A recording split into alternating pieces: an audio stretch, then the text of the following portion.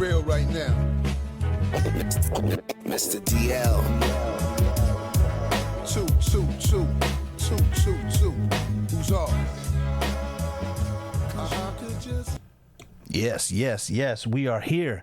We're back. It's been a couple weeks. We've been on the move, the Danger Zone podcast, but we are finally back. Yeah. We're all here. So what's going on out there, Big Shug?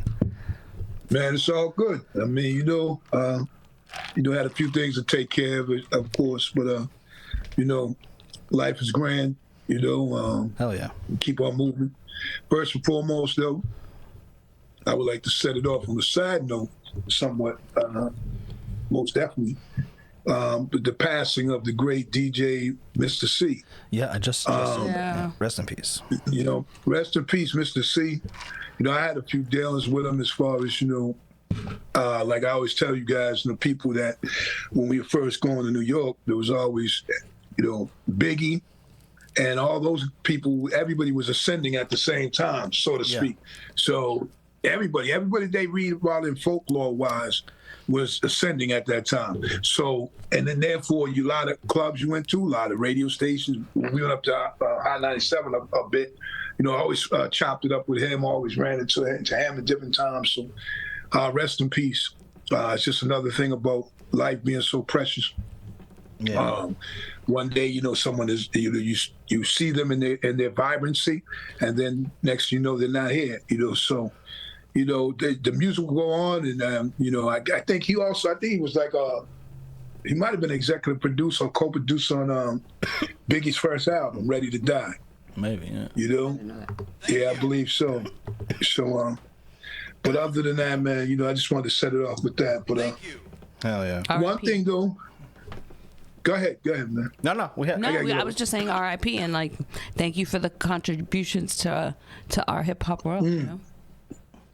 Because when people pass, like rest in peace, K Slay, and these dudes are the music players and stuff.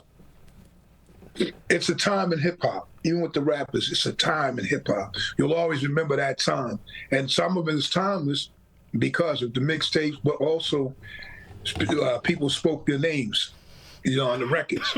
So just you might know that little lyric right there about Mister Cee or K Slay or whoever. Yeah. They were spoken, so therefore it lives on forever in folklore. Excuse me, I just gotta get a light. Well, go ahead, man. Nah, we just it's been a pretty busy week. I just the Danger Zone. Yeah, we just been chilling. We watched the eclipse. Did you guys watch the eclipse over there? Did you watch the eclipse? Nah, I mean. Yeah. I thought it was really cool, the eclipse. Mm-hmm. It's like when things like that happen, you realize how small you are. Yeah, it kind of did feel like that. You know what I'm saying? Because at the end of the day, whether you believe in God or end of days theories or whatever it is, that's something you see with your own eyes.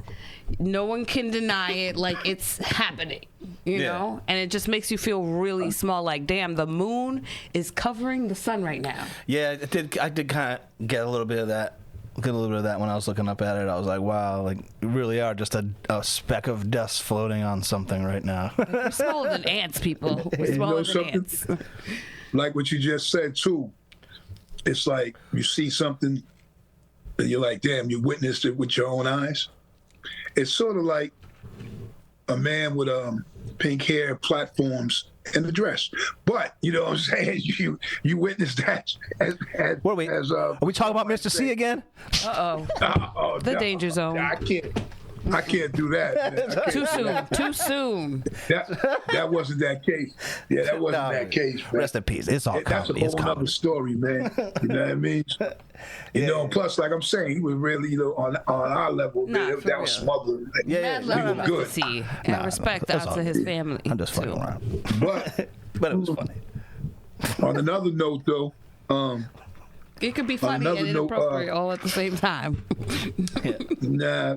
Well, I mean, when you kind of be knowing stuff, I mean, of course, I know the other part of the stories of like Teddy Pendergrass, a few other guys, but the part of knowing the dude and interactions and stuff, and then you be like, damn, the weight of the death and the situation, and that's the part that I'd be like, damn. Now down the road, all these other things come up, such is life. I mean, you blemished yourself. So, Yeah. but right now, it's it's all love. the pain, no pain, no sins, no anything. Like you off in the paradise, man. Hell yeah. And so be it.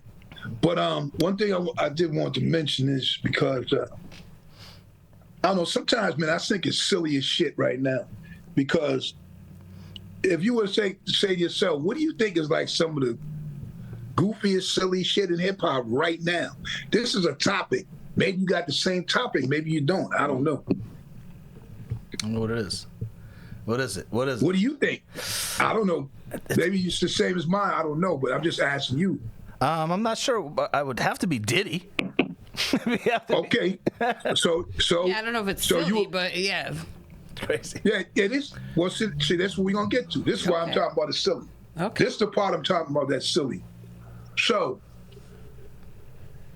P. Diddy, man, you know what I'm saying? Everybody wants to, like, stomp on him and whatever, which nothing has come out or whatever. That's cool. Let's let it play itself out. But, yo, so many people have went to this dude's parties and hung out with him. You understand what I'm saying? Like a ton of people for years, man. Yeah. And then think about this. This is the part that gets me. This is what I say is silly. So you want to say this and that, whatever. Listen, the dude was a mogul, right? So he had a label. Everybody rapping probably at that time would have loved to be on Bad Boy. You know what I mean? They would have loved to be on that. Like, and that's how, and anybody who knows, because that was the same time we were kind of doing our thing too. Anybody knows if they was gonna sign you, you was with it. You know what I'm saying? Like, look at Mace talking about like pretty, Diddy made him pretty, like get off that gangster shit, right? So everybody, so guess what? We getting signed by Bad Boy. Motherfuckers is happy as shit, right? Yo, I want y'all to come to the party, blah, blah, blah. You think motherfuckers didn't go? Like they was the most prominent like dudes. Like there was like Biggie, rest in peace, everybody. It's Lil Kim's and all those groups. Everybody, you had to go to a party at this dude's crib. Yeah. So, excuse me.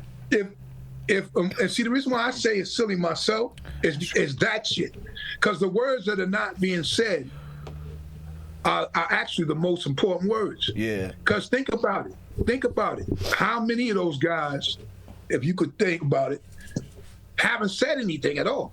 Yeah. You know what I mean? Because they was at them parties, man. So when you say all the parties was like that, nah, y'all was there.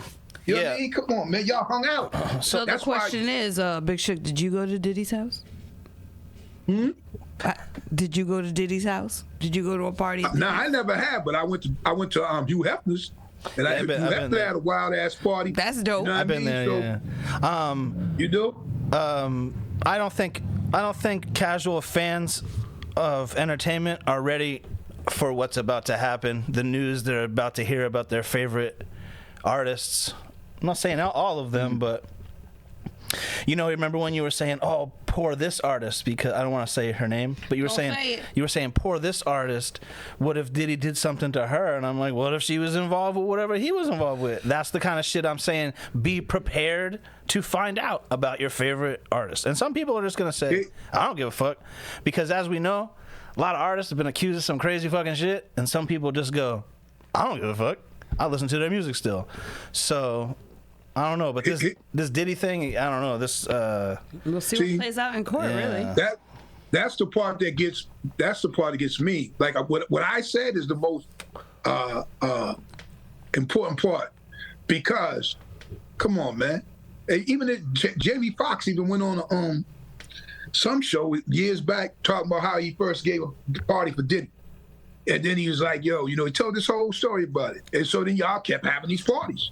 You know what I mean? So like all of y'all, like, well, it also came out that just what you were saying, Big Shook, Kelly Ripa, they were on hiatus, so they were playing reruns of the show, and they gave an episode where she's talking to Diddy and saying like, "Oh, when am I gonna get invited to one of your parties?" So in the industry, to acknowledge exactly what you're saying, in the industry, he was known for having these parties, these great parties. When I was personal chefing in the Hamptons, even my client was talking about Oh yeah, he throws a party every year. So even people in that area go to that party. So you're 100% correct. Yeah. First of all, like, okay, so before they made this a thing, and who knows if it would have been different if Hugh Hefner was a little younger, you know, and we were the social media era and when that was popping off. Like, because I know for a fact parties was wild over there. You know what I mean? So. And people were active participants. It's not like people in general. People have been known to like take drugs at a party. I'm going to go out on a limb and say I don't care how high you are on the social ladder, parties stop being as good as soon as everybody had a cell phone in their pocket that had a camera on it. I'll tell you that much. They went down. Right. They went down a little bit in the shit that they were doing. They didn't stop, but they went down a peg because trust me. You can't be your authentic self. You're worried about someone capturing it on video. Hey, you know that's true. And my thing too is right. That's why what they do now. A lot of these things, maybe have cell phones dropped at the door at people's houses. You know, they like, you know, none of that. Because you know what? This dude was like, shoot, he might still be having parties for all we know. You know what I mean? It's just that people be surprised. I mean, he was spotted riding his bike. Yeah, I saw that. Whatever, you know what I mean? So, I mean, like, here's my thing. Just look at all the people that was around him all the time, like I was saying. And, you know, motherfuckers want to say, like, to me, the funny thing to me, that's silly as shit that even got me like that was the no Diddy thing. Because, yo, first of all, y'all wanted to beat Diddy. You know what I'm saying? And then all of a sudden, you know, he had motherfuckers making the band, walking over bridges, making peanut butter and jelly sandwiches, right? You know, motherfuckers was like doing whatever. Like, y'all hung out in this house. You know, afterwards, I'm sure y'all done went to some parties. You know what I mean? I mean, it was that's the movement. But now it's like, oh, no Diddy. Some you know what I'm saying? Come right, on. Some people went left. And the people went left, we was going to find out. And the people guess right, what? Right? No one's going to know about those. We're not even talking about You'll get reach arounds. Sideways, fix me a sandwich ass people. We talking about like prominent motherfucking actresses, actors, 100%. athletes, award winners. Yes, Big Show. You know what I mean? That's what I'm saying. So Your people- favorite artist, like, you know, like, there's a 50-50 chance that your favorite artist, you might find some shit out about your favorite artist. I hope like, it's not 50-50. I hope the percentage is way because I don't. less. If it does go to court, I really don't see that guy being quiet. Really. Here's a social media thing that with social media fucked up. For example, with me. So Hulk Hogan dying. the group, huh? I said Hulk Hogan dying. Nah, man. But, yo, so when the group guy from the '90s, whatever. Yeah. You know, Aaron Hall, his brother, and Teddy Riley. Yeah. Yo, that group was the shit. Like, they had hits, man. You know, girls loving them. They had some real shit. And then now they put the microphone in front of dude.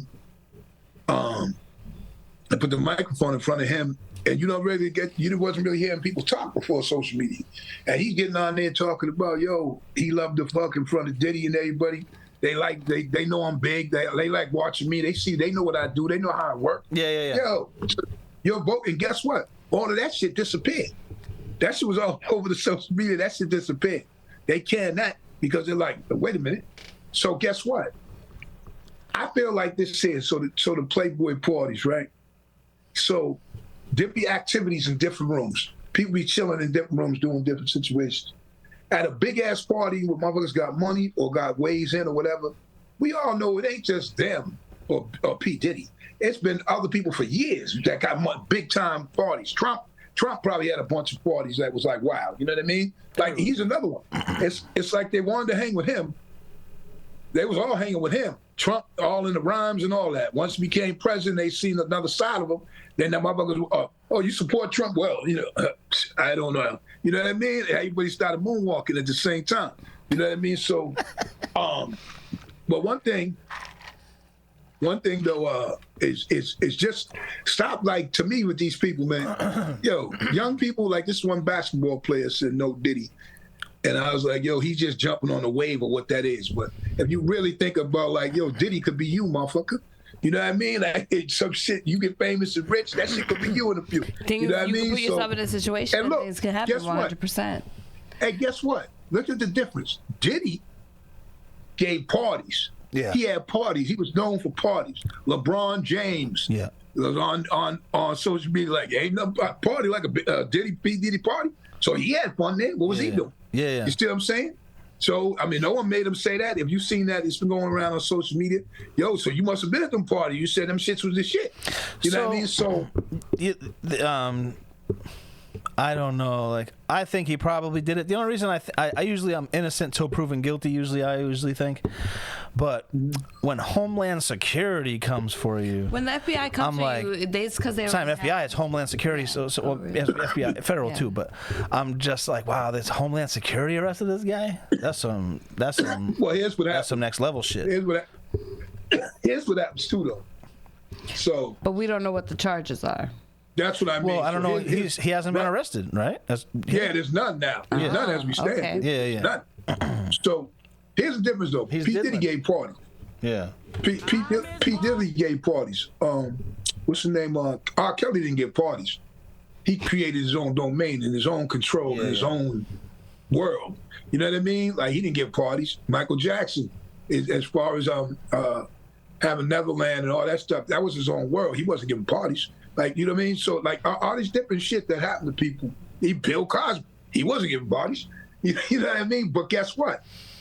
I bet you some of them, and more than not, were at parties that were pretty wild. Probably, but just because it doesn't even matter the scenario. Well, just because it's a P. Diddy party, does that necessarily mean it's one of those P. Diddy parties? No, I don't. That's what I'm saying. Like, hey, man, listen. You know, because maybe there's other parties, other levels. Yo, here's the party on Saturday night, but on Tuesday night is when we're raping. This is the party when I party with my coworkers from the office. Yeah. Right? There's a certain level there. Yeah. Then there's, let me tell you, that's the part I agree. My family party. I agree with you on this part. Like what you just said was so there could be levels of parties, whatever, right? But when you're giving a party, yo, you giving a party, man. Yo, the way this shit goes down is Friday night. It's a party at my crib. There may definitely will be now. Imagine the parties that are within the party are outside. Like in that room, they go over there. They doing this. Over here, they doing that. That's true. That pink. But in general, the party is right. The party is the party, and that's why when these people say, "Hey, so you been at a Diddy party?" Oh no, we ain't never been. Yo, guess what? If you went in there and there was something not to your liking, or I don't fuck with this, you know what I'm saying? Like, yo, you out. Yeah. You know what I'm saying? I went to one of them dudes. I forget that dude's name, but it was a big wig with HBO when it came out. I believe it was HBO. No, something don't like be dry that. snitching on people, Big Shug. Huh? His wife might have not known that he was out. He's a big wig. Well, you know, this was well known, like these parties. So these huge parties. Yo, dudes was walking around crazy at this party, man. Man, drug, everything was wild. Yo, I was there about 15 minutes. I bounced. I was like, guess what? If that's not your type of party, then you can leave. Yeah, I've left a lot of parties. How many times before that have we heard someone say, yeah, man, I was at P. Diddy's and shit. I left after about 10 minutes. Oh, them parties suck. Or they on some weirdo shit. They on some hokey pokey shit. You know what I mean? So motherfuckers, you never heard that. We never heard any of that at all. You know what I mean? LeBron James, I keep going back to him because he laughing and smiling. So what that mean? He was riding a bike with no seat on around the living room? That's not how it works, man. You know? Yeah, no, I don't think I'm thinking every person that was ever at a Puff Daddy party was partying. Because it's like you said. I've been to a few weird parties. I got accidentally locked into a Jamie Foxx party in Miami. Just happened to be. I didn't even do it on purpose. I swear I didn't do it on purpose. I just happened to be DJing that day during the daytime, and after I was done, I went and sat on the, I didn't take my equipment down yet, and I went and sat on the beach and smoked a blunt with my girlfriend at the time. We smoked a blunt, and while we were smoking and rolling, they had shut down the beach area, put all these things up like that, and they kind of locked us in. And I was like, oh shit, what's going on here? And then I start taking my shit down, and then like all these people start showing up, this and that, and I was like, oh shit, if we don't leave and go smoke again, we'll be at this party. So I told her straight, you know what I'm saying? So basically, because you're a pothead, you So we had So I was like 24 or something like that. And I was, like a snack. yeah, and I was like, yo, if we don't leave and go out and smoke or try to get a bracelet to drink, if we just kick it and we were like, we're gonna kind of ruin our New Year's because we can't smoke or drink. But it was a blast. The party was a blast. You know what I'm saying? But there was a lot of weird shit going on. We had this show, right? Feminine shit. Like you said, like people know what's going on or whatever. But so we had a show at a rocking spot, right? And so, it's just bad stupid. So I'm like, yo, I look at the wall. It's kind of dark up in there, whatever, you know. And they got those little wooden pommel horses. You know what I'm talking about? Yeah, You cut wood on and stuff. Those little, you know, motherfuckers got like, you know, stuff. Yeah. The pommel horse.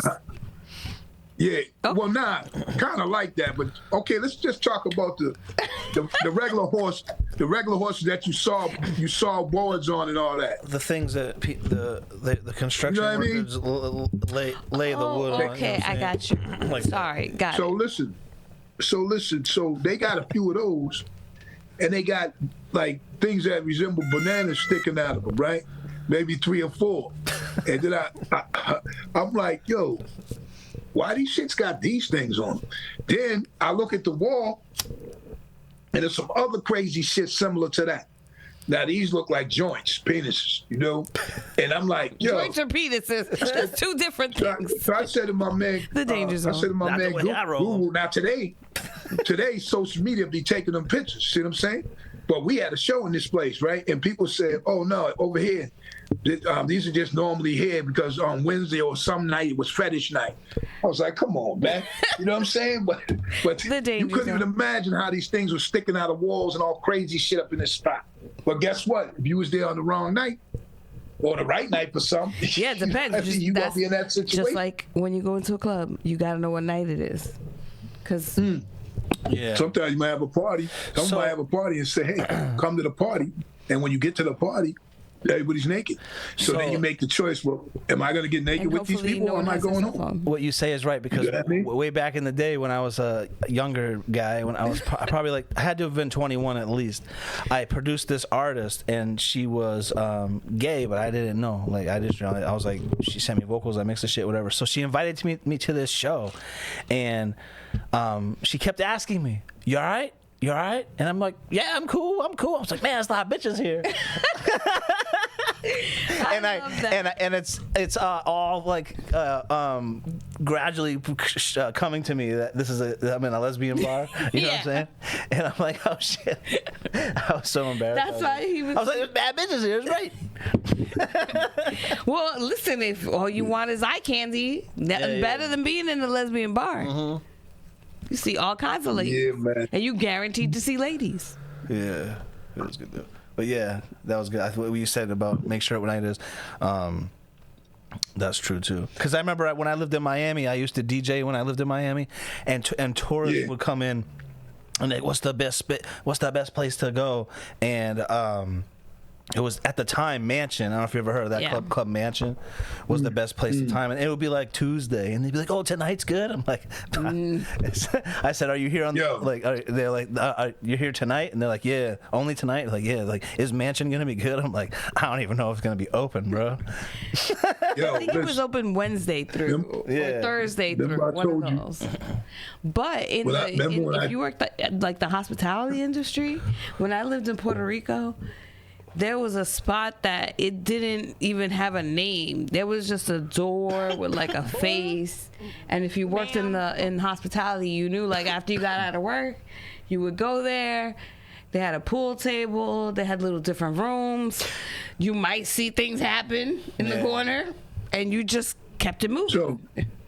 And you Monday if- was that. if someone t- Monday's the hot night for hospitality industry. if someone tells you to go to this club up the street, and it's called the Texas Longhorn, right? And so they say, okay, You like that place, don't it's you? called the what?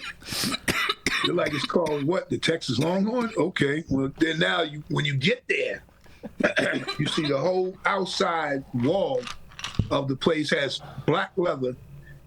It's a whole black leather wall with studs around it. Oh, And then there's two I'm going in.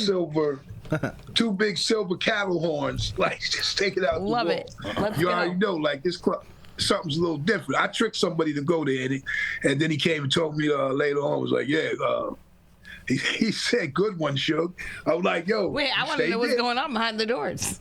You got me all Yo, curious. It was a gay, it was a gay club, Oh. right? But I fooled him to go there. I knew it. I said, yo. He said he had just moved from. Shout out to my man Phil. He moved from Ithaca, New York, Corning, New York. Government He ain't said, yo, everything. Phil boy from said, Ithaca. He said, where can I go for a good drink or something? I said, yo, there's a spot down the street called the Texas Longhorn, right? And he's like, okay, I'll try it after work. So then afterwards, you know what I'm saying? When he sees me finally, he's like, oh, good one, Shook, whatever. And I says, yo, what, you went there? He said, yeah, but then your man hung there. Man. He said, I had about 2 or 3 beers. I met some cool people. I was like, yeah, okay, Phil. You know what I'm saying? I like that, Phil. You met some, huh? You like Phil? I like that he said that he met some cool people. He might not ever go there again, but you know. You know what? I don't know. I He came might. home. We lived in 3 apartments in the same side of the building. Phil was on the bottom floor. I was up top, and my man Money, whoa. Tony Mitchell. And The danger well, zone. you know what I mean, like in apartments. So good, that's a good one. So It might be dangerous. we used to keep the doors open, so when it's a hot day, you get that breeze, whatever. So I come back. One of them days, I walk in there, and then Phil was playing backgammon, right? For those who don't know about backgammon. I love me some backgammon. He was like, it was hot then. Now we gotta be talking since some years ago. Man. It was like the pickleball of the era. It's gotta be the early. It's gotta be the early like. I don't know. Nah, this I heard the name. I didn't know if it was an animal or a sport, but I heard backgammon. What's Yeah, it's that? like a little racket, and then it's like got a nose and a little. So is it an animal or a badminton? sport? Badminton. Yeah. Backgammon. Badminton? Backgammon. Is that what you're saying? Backgammon. So listen. No, backgammon isn't back. You're talking about badminton. No. I'm talking about backgammon. Whatever you said. She said badminton, and then you repeated what she Yeah. said. But Yeah. Oh, backgammon. Is that the one with the chips? And you stack them, the well, 1, the 2, the 3? Backgammon is usually on the other side of checkerboards. Yes, right? It's I that love game. it. Yes, I've played that. So My listen. mom has taught me. You do like the So I white go and home, what is it? It's like usually the chips are the white side or the black side. Right. Or sometimes So it was I the go- maroon and cream, which that's the set I had. But I come in with that night, and he got the door open, and he has this super huge woman, like tall and all that, sitting in front of him. While I could see him, and they're playing backgammon. And he says, yo, I says, damn, man, Phil got a chick down there. You know what I mean? Because we Phil was like straight country, like he had no clue. He was unsharp. He was like the real life Charlie Brown. He said You know he what I mean? was For real. unsharp, the real live Charlie Brown. Yo, he really was. If you had met him, you would be like, wow. We used to be like, this dude is like Charlie Brown. I mean, all the way to the point where he said he could kick a football, and we pulled it from him, and his sneaker went up in the air and hit the ground on some Yes, hard. ma'am. Yo, I was like, this boy. So I go by the room, and I say, damn, he got a chick. So I come back down, and he says, yo, meet my friend so-and-so. And then dude turns around, the big wig, 5 o'clock shadow, right? He's like, I'm whoever, Melissa, whatever. I said, oh. I said, yo. He said 5 o'clock shadow, Melissa. Yo, I said, Phil, come here for a minute, man. I said, yo, dude, what are you doing? Like, is that, what's good? What's good? I mean, that's a man. He said, oh, no, we're not doing anything. We're just playing backgammon and smoking some weed. I said, oh, okay. You know what I mean? Yo, at the end of the day, boy, Good friend, Big Sugar. You might be playing the Easter Bunny later on. You guys, you know what I'm saying? Banging on my door like hell. You know what I'm saying? Oh man. Anyway, man. You might like the Easter So Bunny. all those. The moral of the story is, for all those who are piling on Diddy right now, slow down. We don't really know what's up. Heard. So here's something. I thought was interesting. Not really related to Diddy, but kind of, I guess. There was mugshots released of Tupac Shakur this week. Did you see that? Nah. Like some old random mugshots that were released, and there's no really big story behind it. Why did? But I'm just like, wow, how didn't those get released? How have those are not just now getting released? And why didn't they sell them earlier? It just kind of blew my mind. You know what I mean? If someone's obviously had them since 1990, whenever. You know what I mean? When you speak on that, man, when you speak on that, it's kind of wild too, because I just made me think about my original, like when I got sentenced to whatever mugshot, whatever. You know what I mean? I'm like, damn. You know that picture? It was, first of all, I'm all these years later. It's the worst one I ever seen. So I'm like, damn. If I could see it now, and then I've come and where I've gone and whatever, I'd be like, wow, man. You know what I'm saying? Why is it the worst? Yeah, well, I was gonna say. Why is it the worst? Why do you think that? Why do you think it's a bad one? Well, because I was out in the streets like that. Had an addiction going. I had, you know what I mean? Like, so at that point, it was like the deepest. You see what I'm saying? I was in there deep. You know what I'm saying? On my dark days, that was then. You know what I'm saying? Oh, okay. I see what you're saying. Yeah.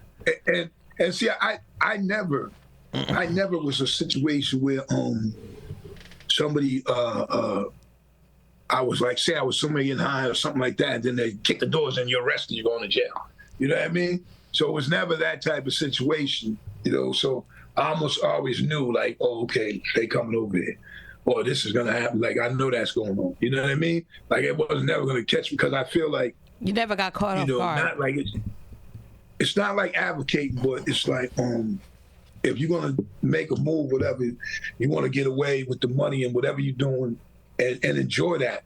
If that's the money hustle, that's what you're doing. If someone caught you, the shit was for naught, and that's really how the mindset was. You know what I mean? So, but another thing too, when we were talking, I might have told you guys before. I'm not sure. We was talking about that club shit. This club was a blue though, and back in social media times. But that shit I told you about, if you remember, called the Limelight. So they had two white tigers under the floor. That shit was the craziest shit, man. You know, The Limelight, the club. You know about? He talked about it on here. Oh, I don't know about it, but I know about the club, and I know. I don't know. I could have talked. I know about you it have. That's not the one that was on the boat. I'm sure I have. Yeah. Yeah, no, I think he has talked Is about. that the one that's on the boat? No. It's on a boat. No. No. Nah. Remember, I was telling you, because we could have been over there chilling for all I know, but when the you was dancing and getting it in, and motherfucking two lions were walking back. These tigers, white tigers, walking back and forth. You know how they do? And they like this and shit. And I'm like, I used to say stupid shit because you're young too. I'm like, yo, this floor break. You know what I'm saying? Like, and there'd be tons of people. This was that was the height of theme parties. I mean, theme clubs. Yeah. So that club was like, everybody knew the Limelight. But eventually they lost the license to be able to have the tigers in there. Oh, shocking. And so then it was just this big enclave underneath the floor, because they were underneath some acrylic shit. And when you look at it, you like, man, how weird was that shit? These motherfuckers talking back and forth. We up there jamming, dancing, you know, and they like looking at us probably like steaks and shit. The potential to be eaten by a wild animal, I'm all set. I never had that in me. Nightlife. What? Like the nightlife, not staying up late nightlife, but like that kind of nightlife was never in me.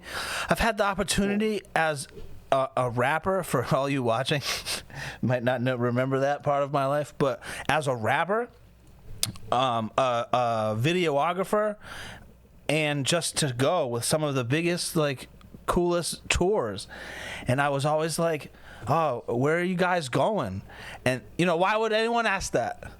You feel what I'm saying? But like, I've never had that in me. But where are you guys going? Oh, we're going to Serbia. All these places that I didn't really even want to go.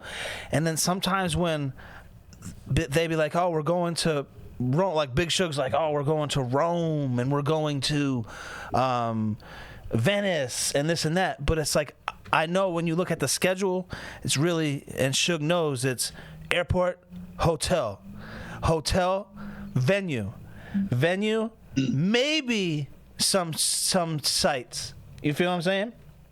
And dinner, back to the venue to perform, and then you're exhausted because you've been awake for fucking whatever. However many hours. And that never intrigued me as an artist. Like that part of it never intrigued me, to my detriment as an artist. Like it hurt me as an artist. You feel what I'm saying? Yes. But it just never, that life never. I'd rather just book a plane ticket to Venice or to Rome, and on my own dollar, and walk around, do all the shit that I want to do, and then just go home. You feel what I'm saying? So book something while I'm there or whatever. Well, me because we were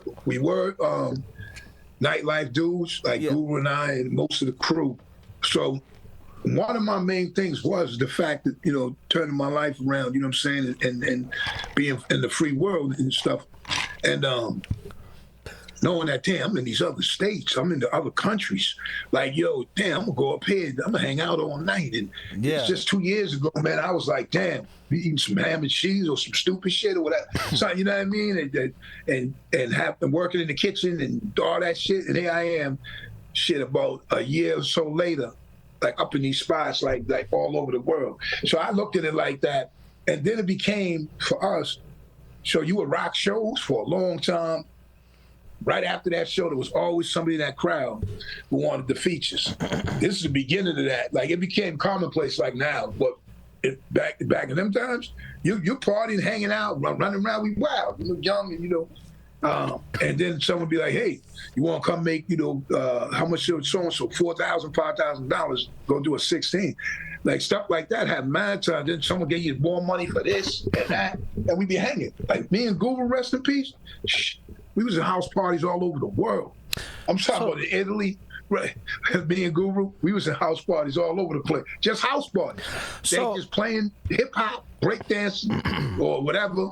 And we just like we was around the way, but it was just different because you're like, damn, in France and in Italy, you in certain areas where people say, damn, you really probably shouldn't be over here. Like, you know, we was there all night. See, there's another thing that I'd like to bring up about things that have happened. When I did go on tour, I don't mind going to those places that you're talking about, Big Suge. You know I don't mind going to those places. But when sometimes you're landing in a place that, you don't mind going there, but you don't even have a fucking weapon. You know what I'm saying? Right. You don't even have you don't even have a gun, and you're in fucking Salt Lake City, and you just landed off the airplane, and the guy's like, oh yeah, we're gonna go to my hood, everything's all good, bro. Yo, you say that every day, and every day people get shot in the fucking hood. Right. People get shot in their own hood. So, like, there was a lot of that going on with a certain group that I was always traveling with, who invited that kind of energy to the venues, and it's just like, bro, you know, I'm down for whatever, but we're in a back room here. There's 300 people out there, and there's no way out this way. Like, there's no way out the way we are, where we are right now, where we're standing. Just so you know, there's no way out of here. So you without going that way. So I think that no matter, and I was just sick of doing that shit in all these places, and I'm just like, all right, bro. It's like, and I'm like, at this point, I was like 30, and I was like, what the fuck am I doing? You know what I'm saying? Like I don't mind being in those places, but I don't want to be in those places where people are bringing negative energy and encouraging it. You know, and you're not the famous person who has some sort of past to do it. Like, you know what I'm saying? So now I'm back here without a weapon or anything. That wouldn't even do any good for the 300 people. They're not going to even help. You know what I'm saying? This shit ain't going to help. You know what I mean? The difference with me in them situations, so for some situations, I mean, for some reason, everywhere we went somewhere like that, everybody that was like wanted to, fuck somebody up or do whatever, they wanted to be my bodyguards. Me, I'm telling you, we go everywhere we're going. So sure, but we got you. Every day every day, the guy who you're saying or I'm saying or they're saying, it was the baddest motherfucker that ever lived. This is Mike Tyson of Milwaukee. This is the guy. There's someone who's like, he ain't bad as me. He ain't as fucking hard as me. I'm gonna roll up on his motherfucker. Listen, you know what I mean? All the time, bro. This is what I'm saying. So this is what I'm saying though. It wouldn't be one dude. It'd be a group of them. Yeah. You know what I mean? Like they hung with me because I went out more than that. Like Guru might come out a lot with me. Preem didn't go out like that with me. Like, but I'll go out. You know what I mean? Yeah. And then dudes was like, we was in Jamaica, Manchester. Brixton, United. And it was mad. There was mad What kind of accent that was? I think it was mad in Brixton. Mad Jamaican cats there, whatever, right? Yo, I jumped down in the crowd, and then I didn't serve because they moved out the way or not. They wasn't getting served on. I jumped in the crowd, and then Guru was like, yo, they wild out here. Motherfuckers shooting at the gun. Pump. I was like, yo, man, I'm good. Walking through, hanging, whatever, you know what I'm saying? Then I'll go back on stage. And you know what time it is. And a lot of times, man, people really, there's always an idiot or two even around the world, but a lot of times, motherfuckers is really coming to rock, though. You know what I mean? They really come to rock. Most of the time has always been good, but like I hate to use him as an example because it sucks what happened to him. Takeoff, for example. Takeoff. He was like the most positive guy you could think about. Like when you think about that generation, a super positive guy. A melee happened at an event he was at that he had nothing to do with. You feel what I'm saying? Besides being associated with someone who was in an argument or two or whatever, and the motherfucker gets shot in the back of his head and dies over some bullshit. Like there's just no way of stopping it. Like that's why when I said it, when Takeoff died, I was like, I remember I said it. I was like, I may have said it on here. I was like, I think I might be done hanging out at places I don't really need to be hanging out at. Listen. I'd rather watch The Simpsons. But also the problem with that is then yes, you should know, like, oh, the venue is this spot. Let me check this neighborhood out. Let me see what it doesn't matter about. The neighborhood really. No, 100%. Yeah, you're right. But you can't also live your life in fear. No, it's not a fear. Right. It's a like I don't if I don't want to go somewhere, like I'm just not gonna I'm not gonna do that anymore to further this or to further that. I think that's like great. I'm just going to not do it because I'm like, you know what? Listen to your intuition. Yeah, it's like 100%. Like because I've been in some dumbass situations where, like, yes, I like a lot. I know, I understand. And it's like at one point, at some day, Suge, it's gonna be the last.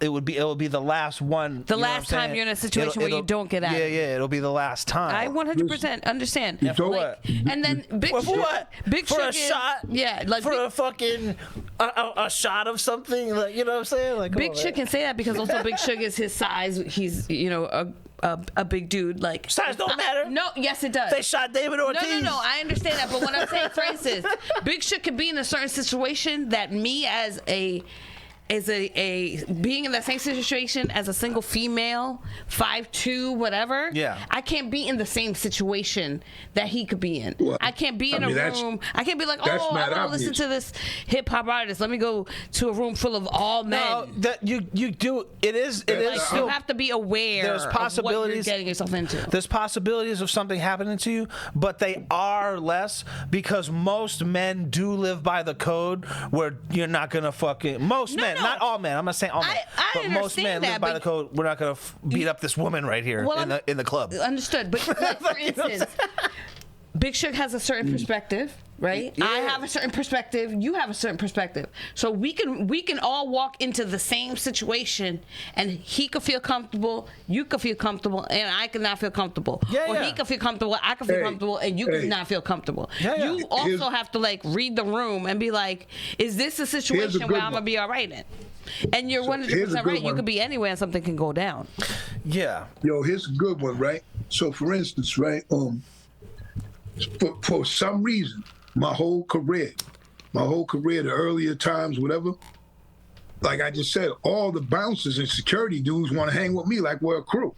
You know, I mean, everywhere I went, I'm trying to tell you, I'm talking about Germany, Switzerland, You got that LA, personality, wherever it Big was. Shug. So they my crew, and that's how I was like, you know, getting people's inside doors and all that, because they was my peoples. But man, I was like, man, everywhere it transcended because my personality, I guess, because I'm telling you, dudes was like that everywhere. Darkest hoods, yo, man, this so and so, blah blah blah over here. I'm like, okay, you know what I'm saying? It never had no issue. So and so is always gonna have beef thing I didn't too, do you know either, though. Oh, sorry. When you hang with dudes who got a lot of money and you be in them, you know, on tour like that, you always got those neighborhood cats that, you know, the money ones that they love hip hop. They're rap fans. But I never was taking shots, yo. When everybody's always coming, they got money, they got coming out with 20 things and shots. I'm throwing them shits over my back every time, all over the world. You know what I'm saying? But, they be like, but let's address something that I know you can relate to this. All right, let's just say Suge grew up in Mattapan, right? And That's right. All right, so let's just say Suge knows this guy is a fucking sucker, right? And he grew up in Mattapan. Suge knows he's a sucker. He just gets slapped up everywhere he goes. He's just a sucker ass motherfucker. When he goes to St. Louis, he can tell people, yo, I'm the man in Mattapan. Fucking come through, check anytime. Right. You know what I mean? And this and that. But that guy will never know. That guy he's telling will never know that. Unless he shows up in Mattapan. He'll like, never yo, I'm know cool that he was bitch ass. fishing You guys grits. know him? Yeah, that's true. That's true. That's. What did he say? I missed it. They'll never know that he was fishing grits. You know what I mean? So, Yes. hey, but you, and you know, it's funny, man. You said in a nutshell, was when Guru was in school going to Morehouse, I used to hang down there. Shout out to that sport, man. They all know. And when I used to come up, when they first saw me, they was like, this dude was ill, you know, from Boston. Yo, I don't know Cassius even like you. You know, just how all the campus people were. I was like, yeah, man, whatever, you know. I got all the necklaces on and shit. That's better when the dudes wearing them short football shirts or whatever. And then they say, yo, someone, we got a friend over there at Clark College, man. He's from Boston. And then you go, and over here on the other side of him, Morehouse, they're from Boston too. I'm like, oh, okay, cool, you know. So I'm like, I'm gonna run into some homeboys. I run into them, and as soon as you see them, like I already know, like, yo, you ain't from Boston, man. Well, I'm from Salem, but you know what I mean? Like, Oh, that's shit. you know what I'm not saying? I'm close. neighborhood. So If I'm you're like, not yo, from I'm telling you, I would walk up. That's like a hey, yo, 45 and they would minute have that look drive. on their faces too, knowing that I'm gonna know, like, as soon as I see them. I say, yo, I'm from Boston, Littleton.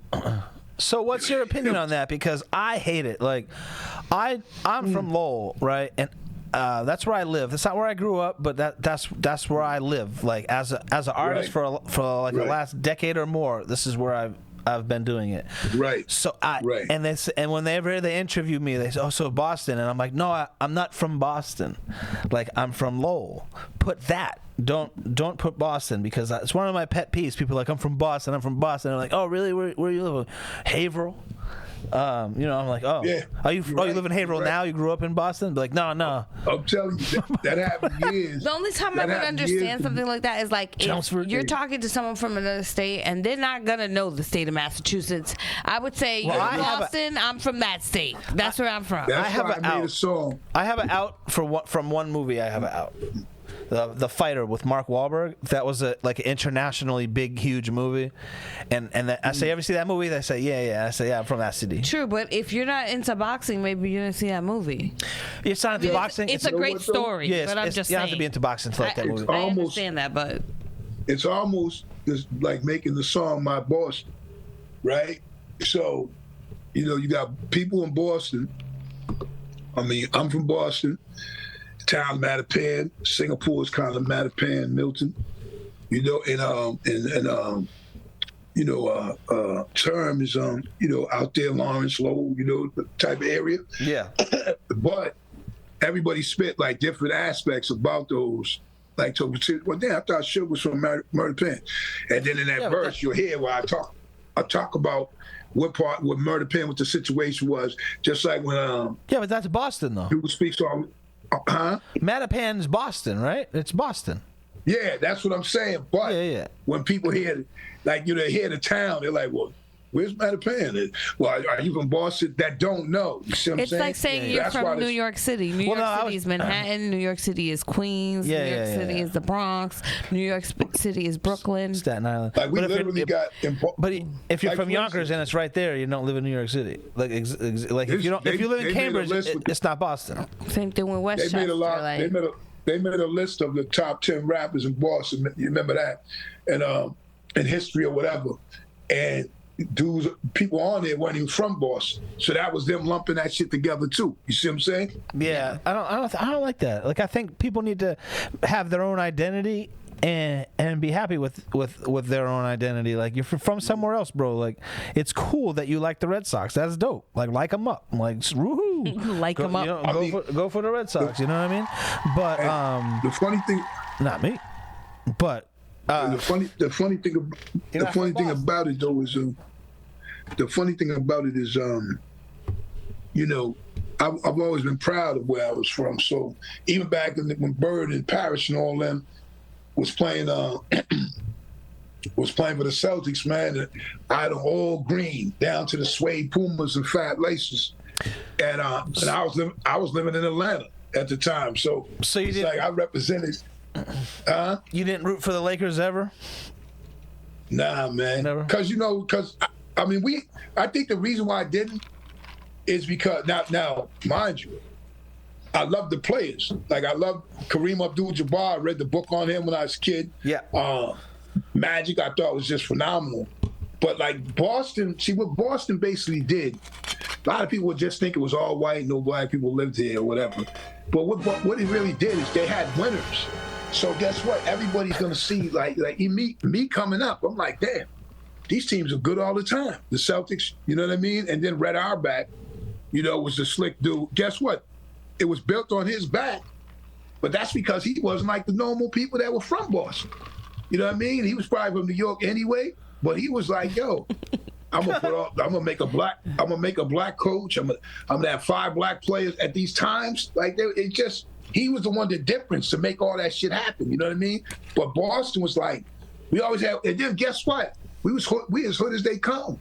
But the Bruins were good back then. So me and my boys was calling ourselves players. And wasn't none of them black, yo.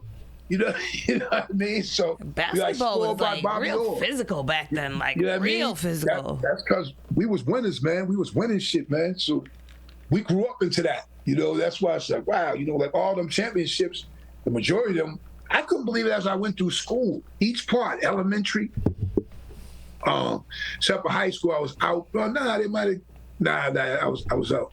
But elementary and middle school, like, and from the inception, the Celtics always had a good ass team when I was growing up. Big Shug, let me ask you, what? You know, and then next thing you know, I was able to see us win a championship. You know what I mean? Like, I'm talking about being older, but I seen that as a kid. You know what I mean? I want to know, what decade do you think was the best decade so far for New England sports, since basically you've been here like your whole life? I mean, so when you come to that, you got to intertwine it with when Brady and them won those 3.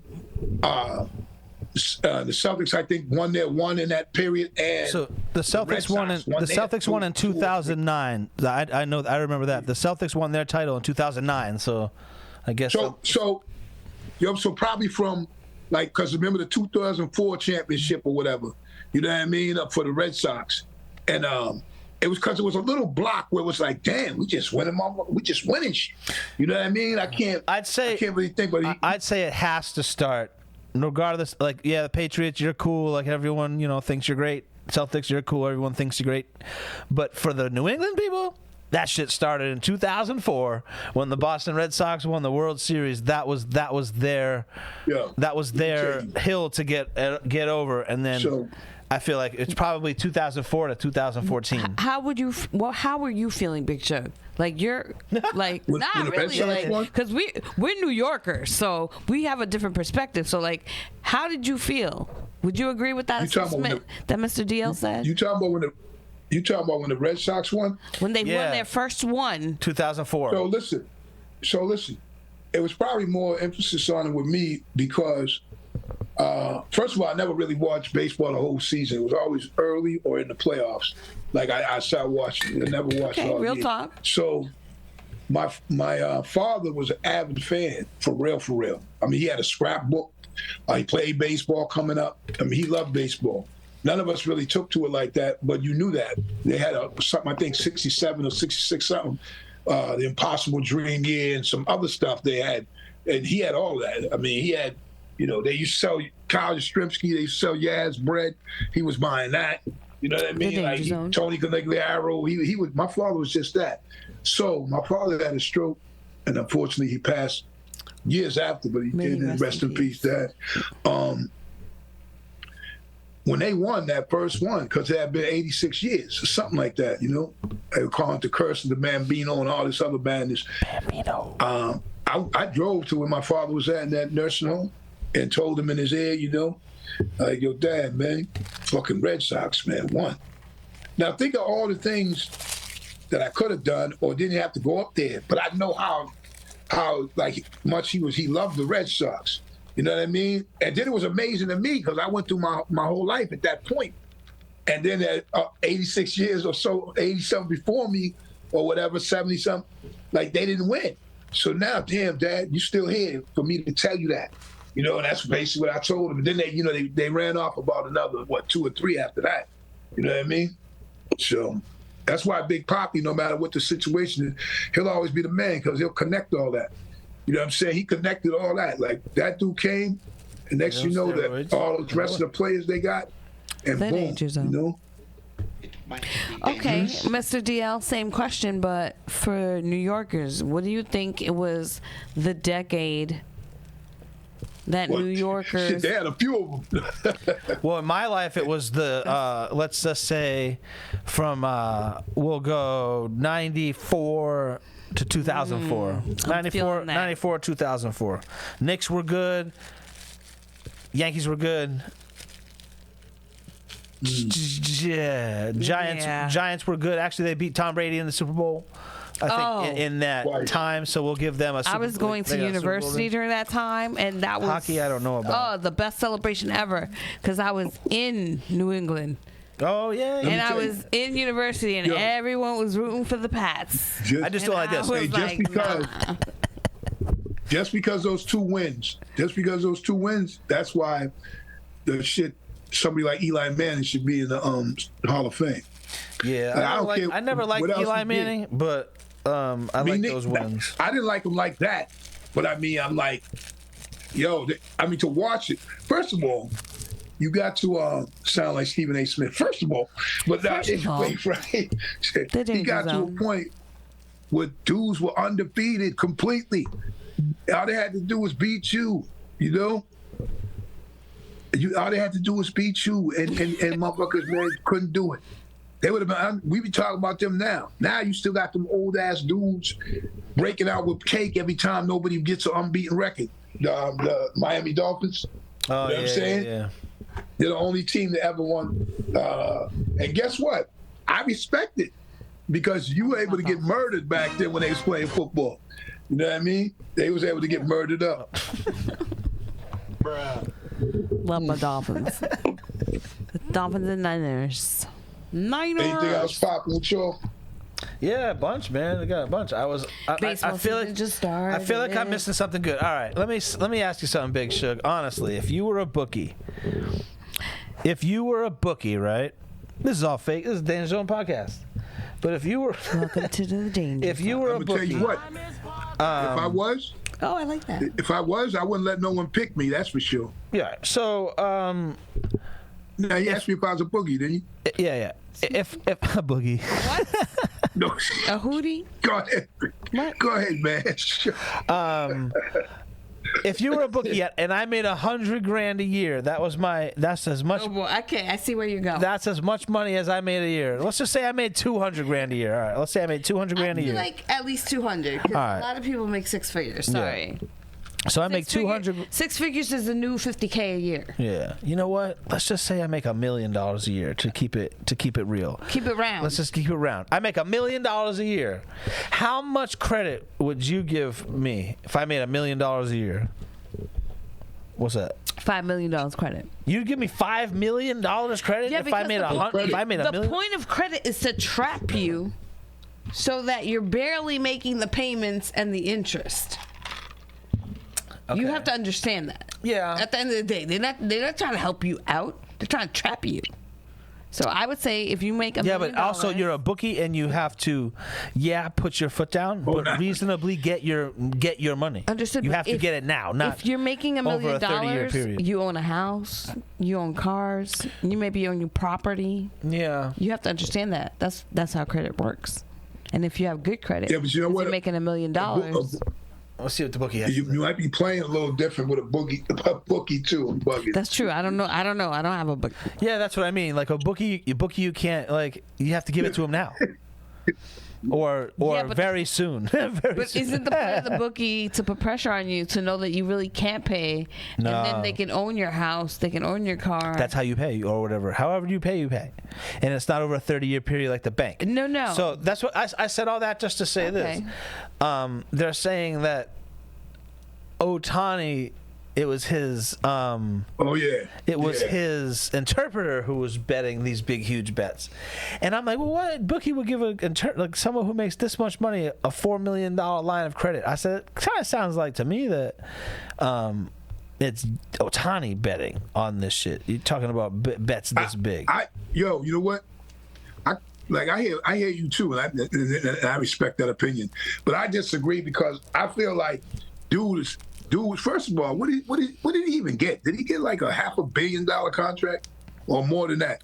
More than that, yeah. How much did he owe the bookie? Yeah. So $4 million for one bet. So if it's $500 million, I guess you can get a $4 million. Now he has more. You know something? He could even have $1 billion contract, some stupid ass contract. I'm telling you, it's crazy, right? But on the same time, when your money gets that big, like me, Chef Tanya, Nicole, and $700 million. $700 million. See what I'm saying? So $700 million. So guess what? The dude that me, Chef Tanya, Nicole, and DL deal with, has a contract of $700 million. Now that's just baseball money, and it's guaranteed money in baseball. Yeah, I love that guaranteed money. And endorsements and all that. We can live off of $5 million of that dude's money without him probably even knowing. You see what I'm saying? Like that's how embezzlement happens. That's exactly how embezzlement happens. Hey, there's people right now. Those dudes, those billionaires that own those football teams, basketball teams, whatever. Those billionaires right now, there's somebody skimming off the top who's getting $1 million more than they should be getting right now, or two. You see what I'm saying? Trust me. You know, there's somebody getting another $1 million, two extra. I would not be surprised by that. Yeah, I would not. I ain't worried about it. But that's what happens. You know what I'm saying? Your manager says you're getting 20, but in reality you're getting 22. But you're not really looking at what your accountant's doing. $2 million. Think about it. You got $3 billion. You don't sit around looking at papers and computers. But see, that's where you're wrong. You should be looking at your financials, even if you have someone. I'm like, yes, every month we're gonna go over them. Do you think these billionaires are doing that though? Probably not. And again, that's how embezzlement happens. So whether you have $10 or $1 million, you know what? The lesson here is you got to go over the numbers. At this point, Tanya, embezzlement probably is part of the high roller business world. Yes. You know, it's just probably part of it. I think they assume that at least 10%. You get a job over here. You do this for so and so. Your salary would be $1.2 million. Trust me, you probably could embezzle $500,000 a year. Yeah, I feel like 10%. You could definitely get 10% off whatever you're getting, whether that's the stapler at work that you need for your home office, or So what's hood? Product. What's hood? We ready for the magnet? Yo, we ready for me or what we doing? No. Did you watch the NCAA tournament? Did you watch the final game? Yo, I watched the final men's Where you game at? We can't see and you. the women's game. Yeah, we can't see your beautiful face. We can't see you. We don't know where you're at. Oh, what happened? What did we You look like a do? little chess guy. Are you on the phone? Like, what's going on? Are we not good enough? Did you Look, watch the NCAA? see? No. See, it just shows this little figure inside of there. A little Yeah, we figure. don't see you though. Yeah, it doesn't show me. It just shows a little white, like, look like a bowling ball and a flat Do you have bowling like a ball. call coming in or another screen open or something? Yeah. It's the Zone. danger zone right now. Like, share, and Look what's subscribe. going Like, share, and on. subscribe, and comment. Yeah, danger zone, danger zone. Big yeah, Shug, Mr. DL. Yeah, socials right here. If you're looking at the socials, yeah, if you're looking at the socials. Oh, here's our logo right here. You like it? I have like that. Yeah, Who yeah, designed yeah. that, Mr. DL? Yeah, it's pretty good. Yeah, it's pretty good. What's going on, Big Shug? Where's your camera? I don't even know what happened. So did you watch? Because I don't watch women's sports unless it's. Okay. Wow. That's how we're going to start. Chef Tanya Nicole brings up an interesting subject. Everybody was talking about it, about the NCAA. And that's what he says. Oh my god. Oh, that's not a good one. Oh like, shit. That's Crazy. not good. Did we lose him? What? Yeah, we lost him, I think. But it's all good. He'll come back. So tell me about the basketball. Okay, so I just wanted to bring this up because Yeah, it's all good. Bring it up. We're here right now, bringing it up. It's the Danger Zone podcast with the fucking crazy shit behind us, like the cameras going crazy or something. viewership was up 3% over last year for all rounds of the NCAA tournament.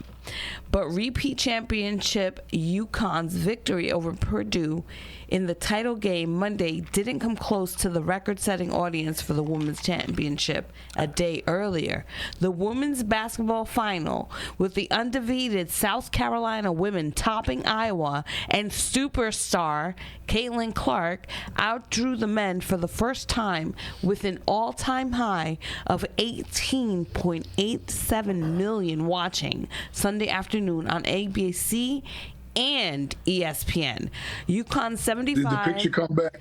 to 60 win over Purdue, which started at 9:20 p.m. Eastern Time and was shown on TNT, TBS, and True TV, attracted 14.82 million viewers, according to the Nielsen ratings. Yeah. While the second lowest audience for the men's title game, it was still in an increase from the low 14.16 million in 2023. So the men's went up. Good for them. So basically what we're saying is mad people were watching the NCAA championship. Because they made the skirt shorter. Yes. That's what I heard on Facebook. You know they don't wear skirts. The danger zone. We do not condone violence. Exactly. But like, good for them. You know what I'm saying? Good for them. I'm glad they said everybody was watching. Oh, here's a good one. Here's a good one. Shug. Was Shug there? I can't see. But here's one. Are you done with it? Are you done with that? Yeah, Like, yeah, it's the same subject. It's the same subject. Yeah, let's Ice Cube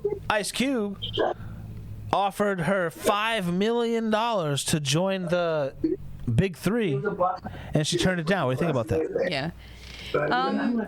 I mean, I haven't been reading up on like why she said she didn't take it. Yeah, I don't know either. But from what I'm hearing other people talk about like her impact to women's basketball and how she's going to be basically the number one for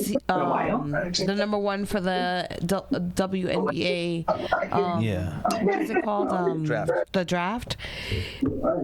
You know, maybe she's not in it for the money, you know. Maybe it's what she signifies to women's basketball is too important to go do the money and go with Ice Cube. And I'm not saying that's a bad choice, because I love what Ice Cube is doing. But maybe it just means more to her to be in the WNBA and what that means as a player for her caliber. Yeah. So much so that they want her to play with the men. Because in reality, people are always comparing the WNBA to the NBA, right? Yeah. No. Well, you know, they're talking about the pay thing, but yeah, but also like it's kind of like what's going on with Serena and tennis and her playing men in tennis. It's a different thing. Is it Serena? I think it's Serena. Like you could be the number one in tennis in female tennis. yeah, but they got mad at tennis, John McEnroe for saying that they said, you don't think she's the best one, and he said, I think she's like the 700th best. Yeah, overall. Yeah, overall. Yeah. But that was something that she even acknowledged. I don't know if she said it was 700, but she said, yeah, like she wouldn't be number one. So, you know, you have to respect the people that are actually in the sports saying that. Because I don't play tennis. So I have time for that. Exactly. Well, I mean, somebody does, but it's not me. I don't understand it. I like to watch it, you know. But Man, so you are one pathetic loser. You want to fight? Let's go. I know I look all sweet and stuff, but I've been in plenty of fights, and mostly with dudes. All right, so what do you? I got a big one, man. What do you think about this whole rap beef going on? Kendrick Lamar, J. Cole, Drake. It's not beef if you apologize, is it? Yeah, well, we didn't he accept the apology? Next week on hip hop. He legit was like, and I kind of respect him for that. He was like, that's not what I'm about anymore. Like that didn't feel good. Mad at it, really. But like, here's the thing. People want everything both ways. You want people to grow up and get over shit and move on with their lives and be positive. And be mature. And then be mature and move the culture forward or this and that. And then you also want people to threaten to kill each other on records. so I and want to do it in real life. Yeah, so I just don't, what do you think, Big Shug? What do you think, Big Shug? He left. He was like, yo, I'm out of here. He does like the topic. He didn't like it. He was like, yo, I don't like either of these rappers. I'm not going to talk about either of these rappers. Maybe he's offended. Ain't nobody got time for that. I was like, all right. In some situations, that's true. No, it's all good. So what do you think about this whole rap beef and the apology? I don't care about it. Like, I don't give a shit. Me personally, I kind of sour on rap beefs because, excuse me, basically it's fodder and people like, they get on it for a minute, but then when it's over, you see dudes making records together. The danger zone over here. There's a hole in his lip. Watch out. We're from an era when rap beef, It was like real beef. You know what I mean? So now when they just be having that, now you be having comedy beef, you know what I'm saying? So I'm kind of sour to that. So, I don't mind the idea of what I like to call entertainment beef. Yeah. Like, I don't mind that because if you have someone both lyrical and they have, Lyrical, spiritual, miracle? Yes, they can be all those things. The danger zone. But like, if you have someone who's lyrical and like always gets good beats, and I want to see that competition. Competition is healthy. No, I don't want to see y'all shoot each other out on the streets. So I think that can be, but if that's not authentic to like himself and he's going through a process where he wants to try to be this other person, I can't knock that down either. You know what I'm saying? Trying to level up. But maybe it's I mean, I'm not even gonna say don't be this or don't say it out in public. Like, that's what he felt to say and to do, but it doesn't. If you're having a discussion about who's better, and the other person acknowledge that the other person's like better, what are we discussing? We're discussing hip hop, man. No.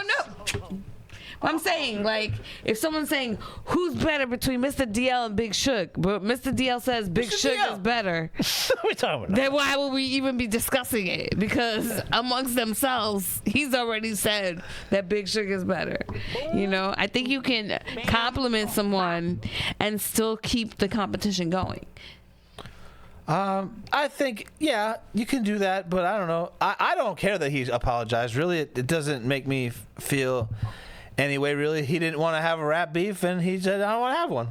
So maybe that's probably not the way I would have went with it, but I don't care. Like, everyone's like, oh, I'm not a fan anymore. I'm like, really, bro? No, I mean, I wouldn't go to that extreme, but I would say something like, you don't have to actually have beef to have competition. So he could have said something like, yo, I respect him a lot as an artist, and he's really talented, and I just don't feel like what I put out was my authentic self, and come out with some other music that has nothing to do with him. Yeah. I don't know, but maybe we all handle shit differently. So. It didn't really have my interest that much, so, I mean, if the people are entertained by it, it's brief time. I mean, I think if you're a fan, I don't necessarily would say entertained, but you know, if you're a fan. Bam, bam. Oh, bam, bam. Bam, bam, bam. Bam, bam, bam, bam. We brought Charlie Brown back. Did you watch the Ghostbusters back in the day, Big Shug? When it came out, the original?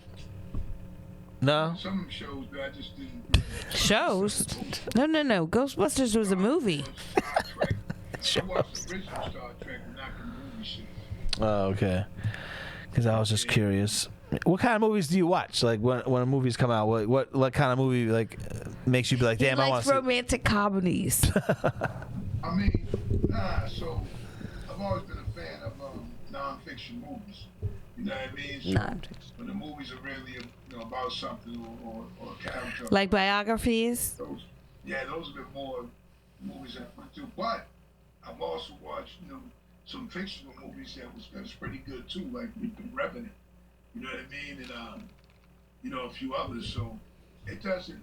I like a little action too, but I mean that's for me. It got a bump a little bit. Like I probably wouldn't watch a movie that was like 4 hours long. There's not really no action because eventually it's gonna be like waning or long sleep or some shit. So it can change. You know what I'm saying? It depends, man.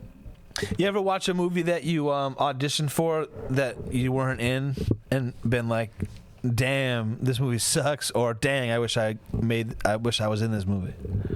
But you're saying was I filming for the movie? Like say you auditioned for a movie or wanted to audition for a movie and it didn't get it, and then saw the movie. Were you ever like, this movie sucked, good thing I didn't do it, or dang, I wish I was in this movie? Has that ever happened? So the closest thing that ever came to that was when I did The Town. So when The Town came, me and Phil went to the screening, and then I was like excited, seeing Slane, a few other people saying what's up, eating some popcorn. They had it set up like a game, like baseball game. And then when it came on, I was like, damn, my shit ain't even in there, right? And then it's like, the movie was good though. But I mean, still waited and tried to see, but I knew the part. And I was like, okay. So, but the funny thing about that, it was a good movie. It's too loud. But then I started going places. And people were like, great job in the movie. I'm like, well, how are they seeing this movie? You see what I'm saying? And then that's when I found out that they were seeing the extended version, and that was getting more play. Like that played more. You know what I mean? So, but I've never seen nothing where I was like, I'm glad I wasn't in. Every movie I was in, or I read for, I guess some of them were good that I didn't get maybe, but. I look at it differently. I be looking at it like, yo, it's an opportunity, man, and I get it. I'm good. You know what I mean? So, and I'm not going to do stupid shit like wear a dress and shit. You know what I mean? So, Oh boy, the Danger Zone official rocks thrown.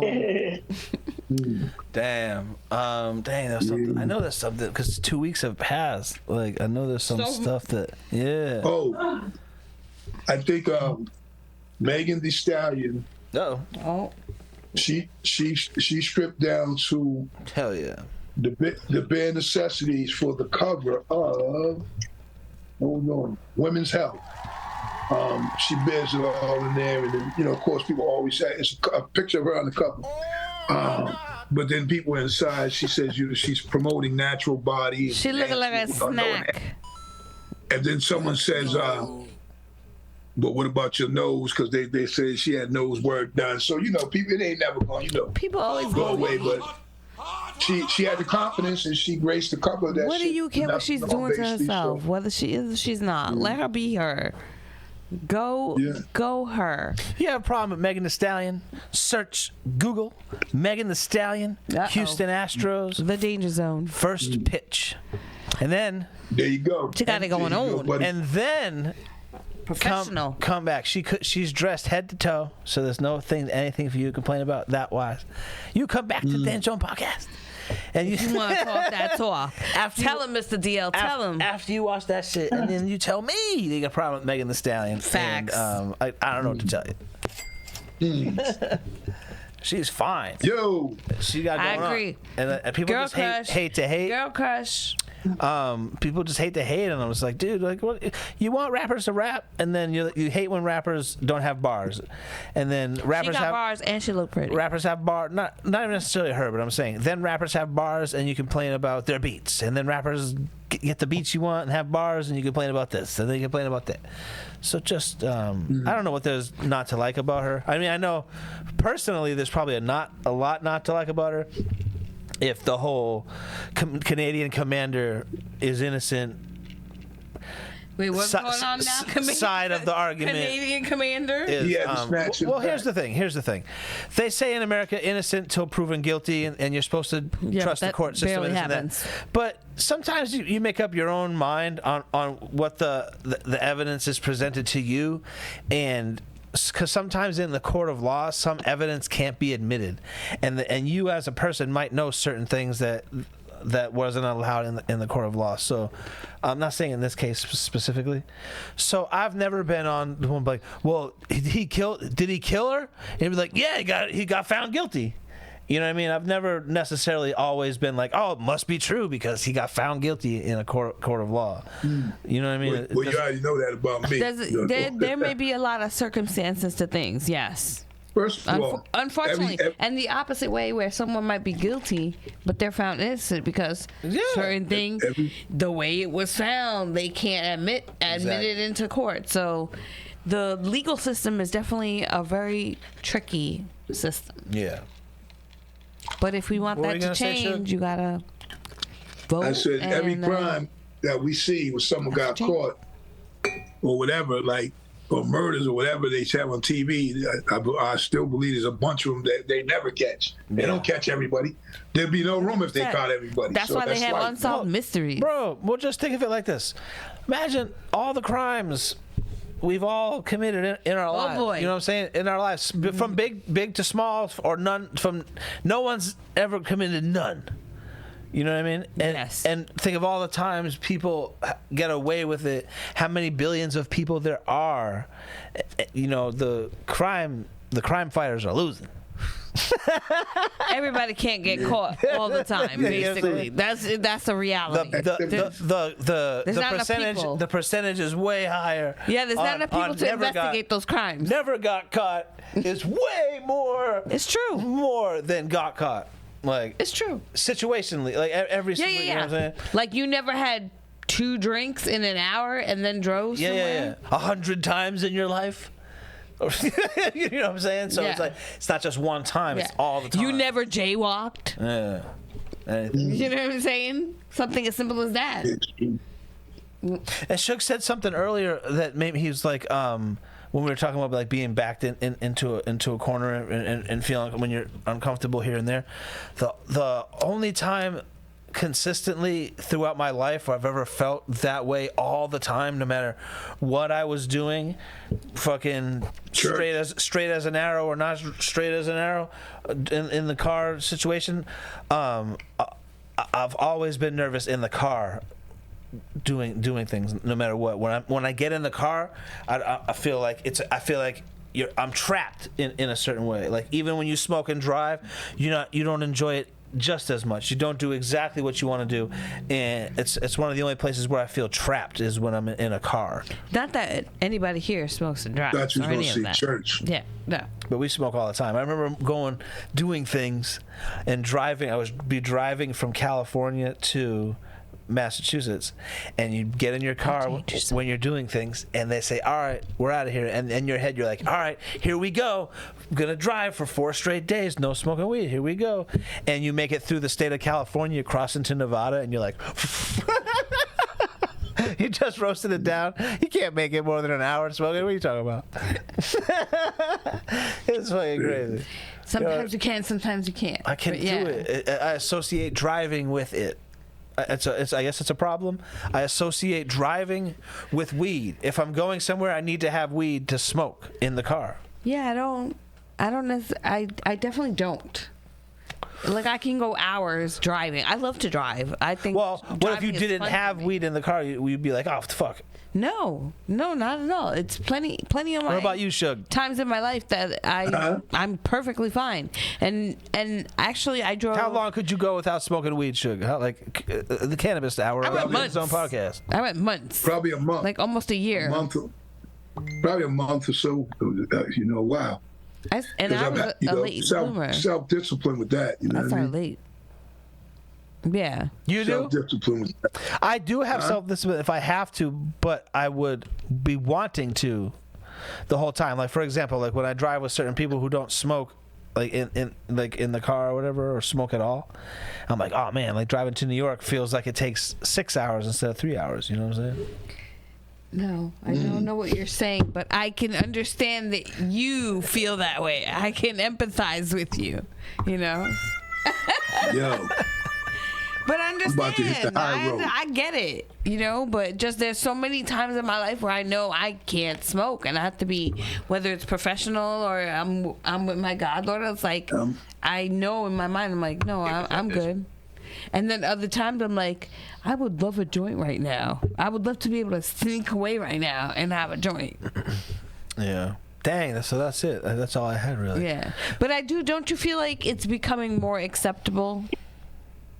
Because weed? At least in the states that we live in. Like Weed's more acceptable, but in all cases, no matter how legal weed gets or how this and that it gets, it's still driving under the influence.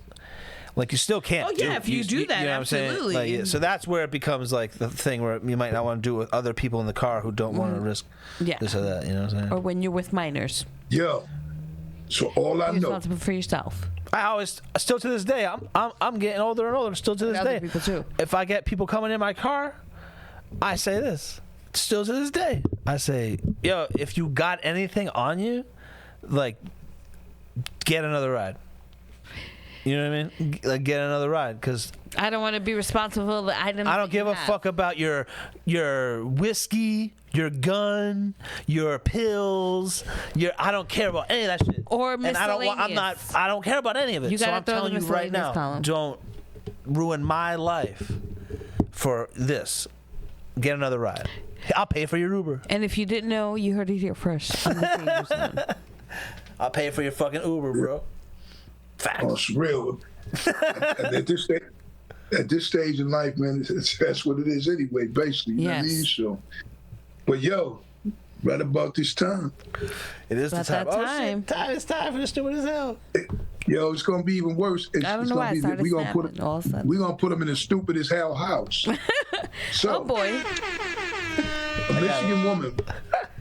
a Michigan woman was arrested after trying to fly 74 pounds of marijuana worth a little bit, almost half a million. She was one of these. London, Saturday night. She had packs, you know. The 28-year-old Michigan woman, Alexis Palmer, has been held on $3,000 bail. That's nothing. After being arrested at Logan for attempting to move 74 pounds of vacuum-sealed marijuana to London. The DA said. How many pounds? 74 pounds. That's a good amount. That's a good amount. That's Yeah, not. That's no. not. That's not a lot. I think in Massachusetts, a felony amount of marijuana is, I think, 50 pounds. So how much was it? 74. It was almost 75. That's Well, a see, lot. over there in London, they're getting $5,000 a pound. So it said, More to London. That's she said market the value. marijuana shipment with that. They said the street value they believe is just about 400,000. So Yeah. very pound. short and very quaint. You know, the Alexis Palmer, she's in the stupid as hell house because in today's time everybody does whatever. But I mean, 74 pounds on a plane. Yeah. I mean, you pressing it every Come on, time you like do you that. really are. Every time you do it. I'm not. I have no comment on this one because That's what smugglers do. That's what that is. yeah, that ain't nothing really to me. I mean, I know. I don't think that's I know, but that's a crazy amount. I thought Allegedly, right? no, just in general. I don't think that's super crazy. I think it's stupid, especially now. Like I think because you're not in America.